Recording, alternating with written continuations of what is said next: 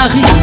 Oui, Prince Art présente Titi et son orchestre Barry Bagasse le samedi 2 novembre au Saravana Club. Après avoir remporté le trophée de la meilleure artiste féminine de l'Afrique de l'Ouest au USA Awards 2019, Titi nee na da koy fêter samedi 2 novembre lay doon entrée 3000 VIP 5000 ma ne ko Titi loolu nar naa neex koo ko tudde mu ne dama woo fans yëpp woo artistes yëpp ndax artistes yi seen ndam la woo toute la famille woo staff bi woo groupe Barry Bagasse woo Alain Texera woo Lamine Thiam Champion Sound mu bàyyee ko foofa nga xam ne moom moo di Gambia staff bi yëpp ñëw waa Prince Art ñëw la Mifa Diaspora Boubacar Diamé Paris daa di ñëw Papi Pouy ñëw Mifa bi bàyyee ko Chine Soxna Ndour Chéri Papi Dramé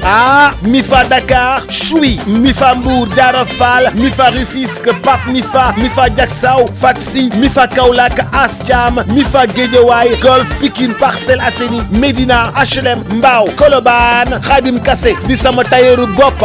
kooku nag mooy sama styliste Khadim Kassé ñëpp ràññee ko ci réew mi di si delloo njukkal Thierno Bousso borom bazin marché Dior di ci woo artistes yëpp di ci woo la presse VIP people àndandoog Tange Tandian madame Amina Niass Chéri Tange ku sa parrain mu ne Babacar Mbaye PDG groupe transport immobilier Ibrahima Mbaye PDG mouvement MBE Adama Sow Dama Talibé Serigne Fallou Mohamed Ndiaye premier adjoint au maire Golf Sud Maman Gaye opératrice économique Khadim Kassé Keparu Serigne Fallou Khalifa Mbergane Lifa Couture Fifi Ndaw Hollande Abi Kébé borom Italie Raymond Ouroul Aini Canada Prince Art àndandoog Titi le 2 novembre fan lay doon ñu ne le 2 novembre fii ci Saraba Night Club entrée 3000 VIP 5000